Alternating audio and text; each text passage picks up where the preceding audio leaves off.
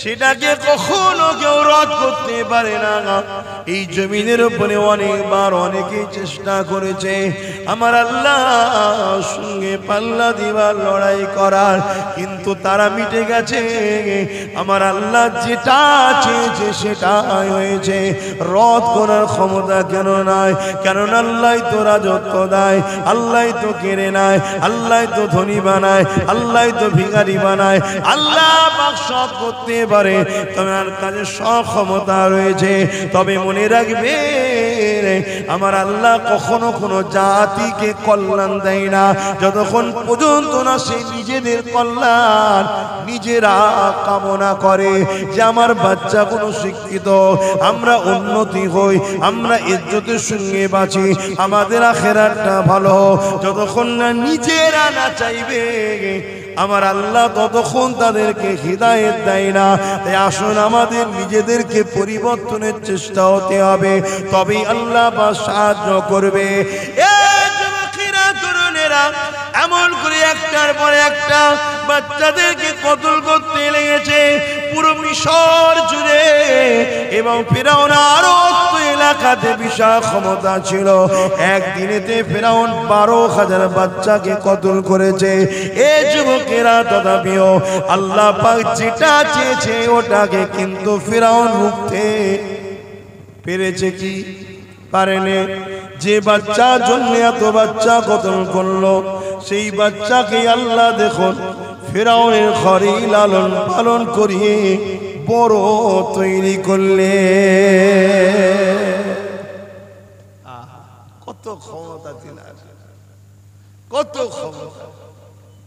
তিনার উপরে ভরসা রাখো। তিনি আমাদেরকে কখনো কখনো প্রেমের পরীক্ষা নেয়, যে তোরা বলিস তোমায় ভালোবাসিস, একটু অভাব দিয়ে দেখি, একটু অভাব দিয়ে দেখি, হারাম খাই কিনা সবর করে। কিন্তু আমরা যদি সবর করতে পারি আল্লাহ আমাদের বন্ধু হয়ে যাবে, জোরে বলুন সুবহানাল্লাহ। আর যদি আমরা সবর করতে না পারি, হারাম খেয়ে ফেলি, শয়তান আমাদের বন্ধু হলো, শয়তানের সাথে জাহান্নামে যেতে হবে। আবার কখনো কখনো আল্লাহ পরীক্ষা করার জন্য বিশাল ধন দৌলত দেয়, দেখি অর্থ কি করে। গরিবের বুকের উপরে পা দিয়ে হাঁটে না, গরিবের কাছে গেলেও বলে আপনার কোনো প্রয়োজন হলে আমায় বলবেন, আমি আছি, আমি আপনার খেদমত করব। কথা বুঝে আস, সেই মতো হয়ে থাকে কিনা দেখে আল্লাহ। এটাও দেখে।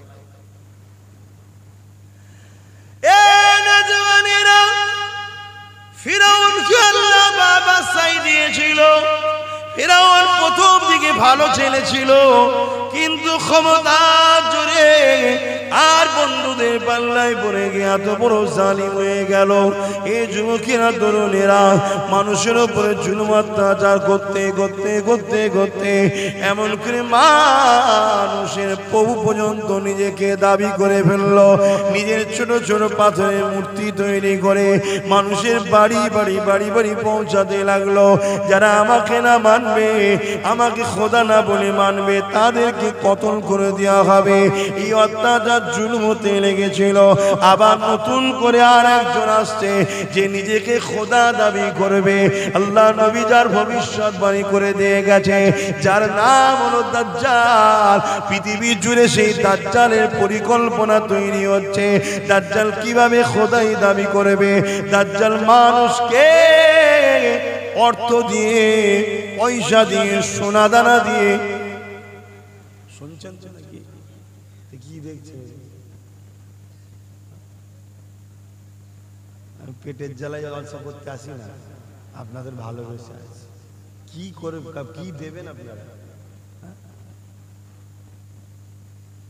যে চলেন তুমি তোমার কাজ করে যাও না, তুমি তো ডিউটি করতে এসছো, এটা মাইন্ডে নেবেন না, ভালোবেসে এসেছি। আমি দিন বুঝাচ্ছি আপনাদেরকে।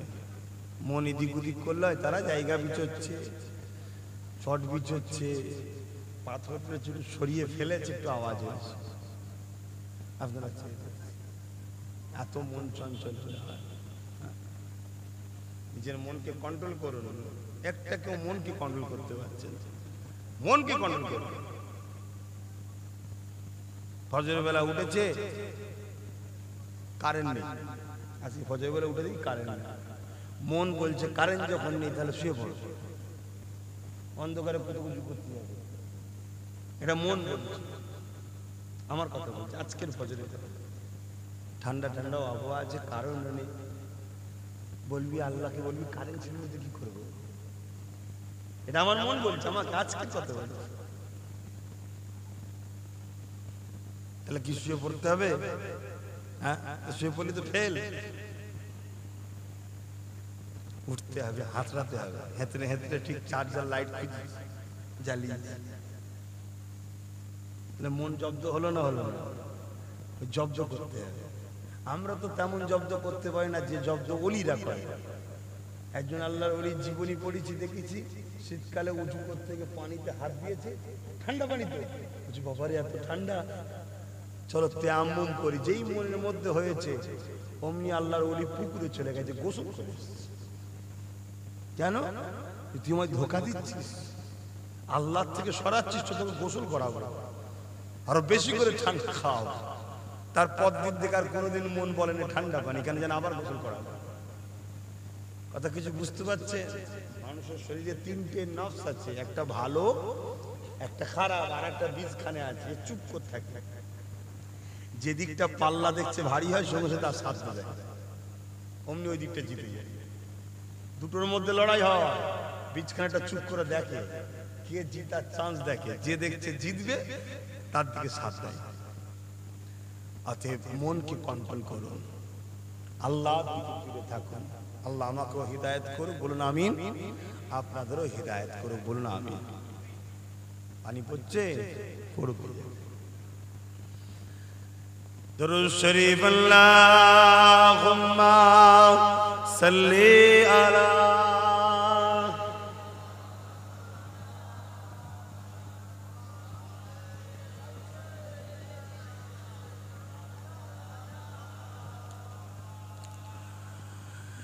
मेरी बात बन गई है, तेरी बात करते करते आका मेरी बात बन गई है। तेरी शहर में मैं आऊं आका, तेरी शहर में मैं आऊं, तेरी नात पढ़ते पढ़ते मेरी बात बन गई है। तेरी बात करते करते तेरी शहर में मैं आऊं, तेरी नात पढ़ते पढ़ते तेरी इश्क की खातिर मुझे जिंदगी मिली है। तेरी इश्क की खातिर मुझे जिंदगी मिली है। मेरी मौत आई आका, तेरी जिक्र करते करते। अल्लाहुम्मा सल्ली अला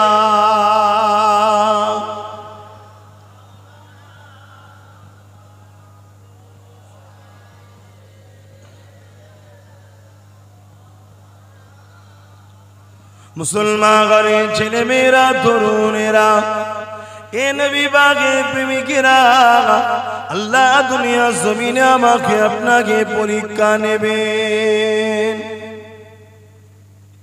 এ নওজোয়ান তরুণেরা, ধৈর্যের সাথে মজবুতির সাথে সবর করে যদি আল্লাহর পরীক্ষাতে কামিয়াবি হয়ে যেতে পারো, আখিরাতটা বড় কামিয়াবি জায়গা, ওই জায়গায় তুমি চির শান্তি পেয়ে যাবে। এই জমিনের উপরে তোমাকে আমাকে তো সেরকম পরীক্ষা আল্লাহ নেয়নি, যে পরীক্ষা সাহাবা হুজুরকে নিয়েছে, বা আজকে দিনে যে পরীক্ষা প্যালেস্তাইনবাসীর উপরে চলতে লেগেছে। তুমি আমি 5 ওয়াক্ত নামাজ পড়ি, অনেকে তো তাও পড়ি না। প্যালেস্তাইনের মানুষেরা ডেলি চক্ত তাদের নামাজ হচ্ছে, তাদের 6 বার নামাজ হচ্ছে, 5 বার ফরজ নামাজ, 1 বার জানাজার নামাজ। প্রতিটা বাড়ি থেকে মা হোক, বাপ হোক, ভাই হোক, স্ত্রী হোক, বাচ্চা হোক, ডেলি জানাজা হতে লেগেছে। তথাপিও তারা একটাই কথা বলতে লেগেছে, আমাদের জন্য কারো প্রয়োজন নাই, আমাদের জন্য আমাদের আল্লাহ বাকি যথেষ্ট।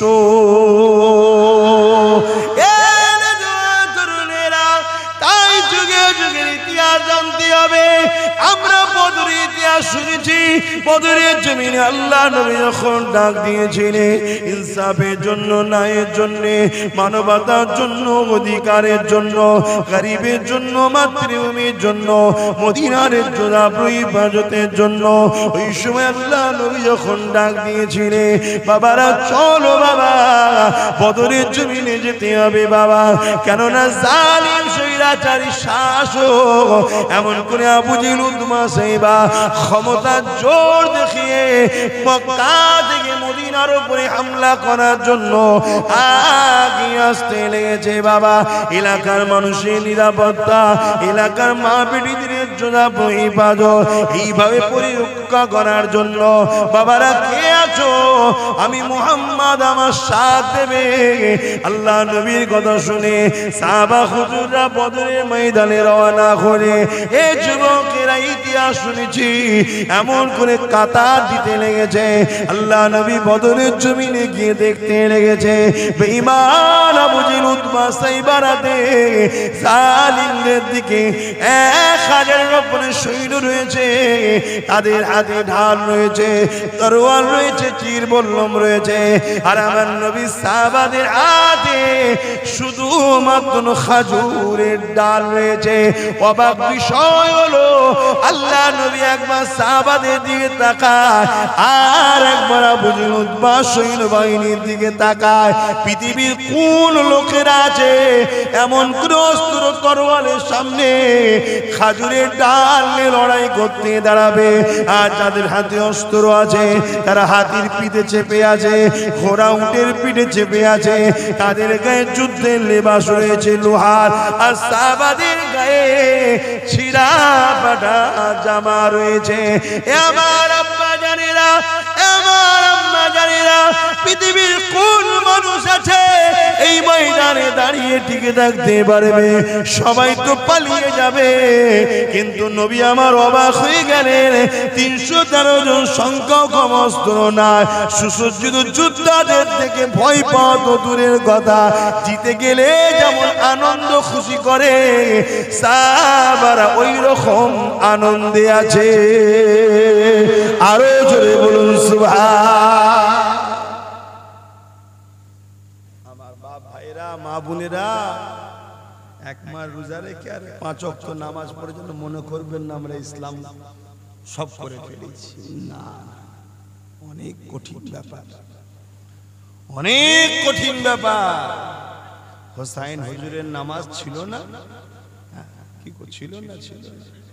ওই সেজদা পৃথিবীতে কেউ দিতে পেরেছে? কারবালায় যেটা হোসাইন হুজুর দিয়েছে। হোসাইন হুজুরের হজ ছিল না?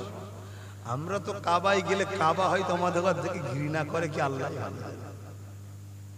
যে বদমাইশ গুলো, গুনাহগার গুলো, জালিম গুলো কি করতে গেলে আল্লাহ। কিন্তু হোসাইনকে দেখলে কাবা তো খুশি হতো, আমি ধন্য হয়ে যাব রে, নবীর কাঁধে যে ঘুরেছিল সে এবার আমাকে ছোঁবে। জোরে বলুন সুবহানাল্লাহ।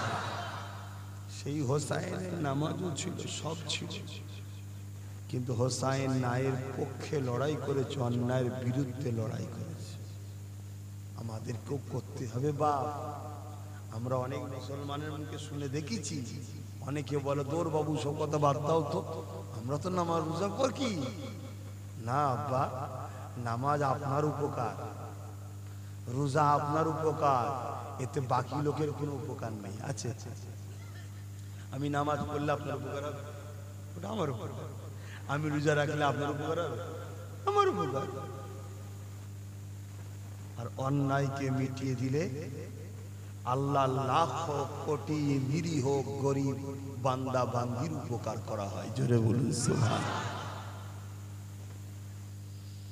এ নওজোয়ান তরুণেরা, এ নবী পাকের প্রেমিকেরা, আল্লাহ পাকের নবী পাকের সাথে আমার নবী পাকের উম্মত উম্মতিরা, আমার আল্লাহ পাকের বান্দা বান্দীরা বদরের ময়দানে দেখা যায় সাহাবা হুজুররা এইভাবে আনন্দ করতে লেগেছে। তাদেরও পরিবার রয়েছে, তাদেরও সন্তান রয়েছে, বাপ মা স্ত্রী রয়েছে, ছেলে পুলে রয়েছে, সংসার কারবার সবই রয়েছে। সব কিছু থেকে তারা আল্লাহর রাহে নিজেকে কুরবান করার প্রাধান্য দিয়েছে। কেননা তারা জানে আল্লাহর রাহে যারা কাটে, আল্লাহর রাহে যারা কুরবান হয়ে যায়, আল্লাহ দ্বীনের জন্য যারা কামিয়াবি হয়ে এগিয়ে যায়, আমার আল্লাহ তাদেরকে বিশাল জান্নাতি বানিয়ে দেয়। এই যুবকেরা, তরুণেরা, বাপেরা, তারা জানে আমাদের হাতে তরোয়াল নাই, আমাদের দিকে ঢাল নাই, আমাদের হাতে বল্লম নাই, আমাদের দিকে খোঁড়া উঠ যুদ্ধের সামান নাই, তো কি হয়েছে? কিন্তু আমরা 313 জন রয়েছি, তো কি হয়েছে? আমাদের দিকে যদি কিছু না থাকে, না থাকো, কিন্তু আমাদের দিকেই তো মুহাম্মদ রাসূলুল্লাহ রয়েছে। তুমি আমার দিকে থাকো চাই না থাকো, আমাদের দিকে তো আল্লাহর বন্ধু রাসূল রয়েছে। আমাদেরও তো ভাবা দরকার, আমাদের দিকে পুলিশ থাকুক চাই না থাকুক, জজ থাকুক চাই না থাকুক, কোর্ট থাকুক চাই না থাকুক, নেতা লিডার থাকুক চাই না থাকুক, মেশিন পত্র থাকুক চাই না থাকুক, বোম থাকুক চাই না থাকুক, আমাদের দিকে যদি রসুল থাকে আমরা জ্ঞানার নয় কি গো? এই মাইন্ড কই? ভাবতে হবে,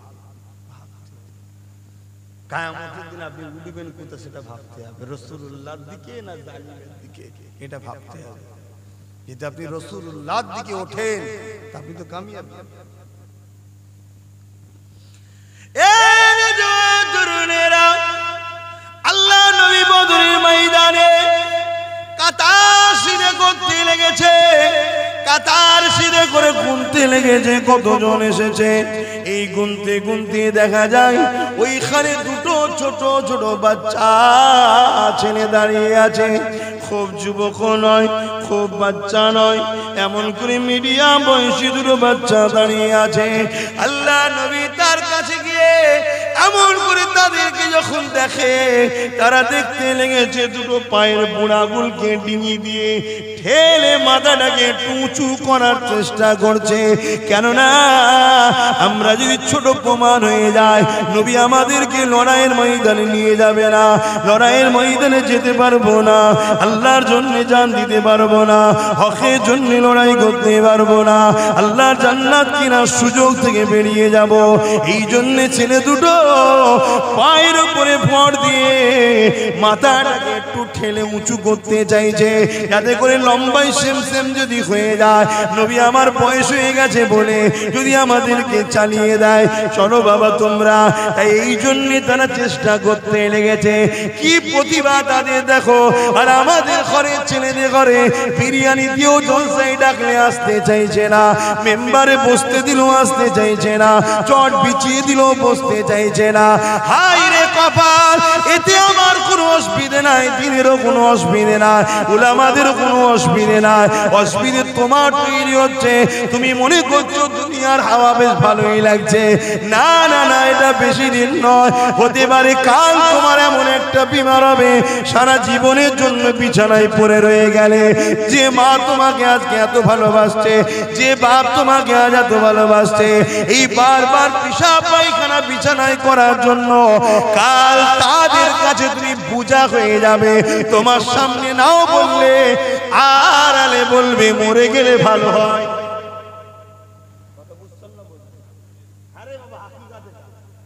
এটা দুনিয়া, এটা হাকিকত। আল্লাহ সুস্থ রেখেছে, ভালো রেখেছে, তাজা রেখেছে। আমাদের তো উচিত কারবার ব্যবসা বাণিজ্য করতে হবে, কিন্তু সাথে সাথে দিনটার কি হচ্ছে একটু খেয়াল করতে হবে না? আজকে ধর্মটাকে নিয়ে ছেলে খেলা হচ্ছে না, খেয়াল করতে হবে, এটাও তো খেয়াল করা দরকার। আমরা খেয়াল করি না বলেই তো আমাদেরকে যে যা খুশি করে নেয়। আমার রাসূলকে নিয়ে আমার দিনকে দিয়ে যে যা খুশি বলে নেয়। তোমার কি হচ্ছে গো, শরীর খারাপ?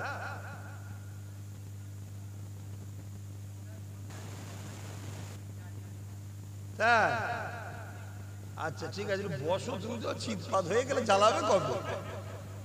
হ্যাঁ থাকো, ওই হালই ভালো আছে, বেশি খেটে লাভ নেই ওকে। দরুদ শরীফ আল্লাহুম্মা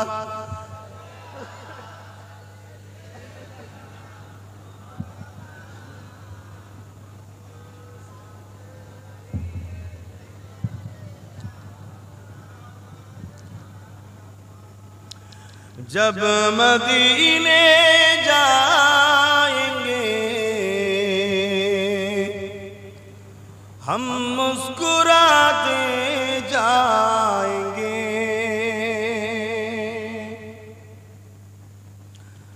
जब मदीने जाएंगे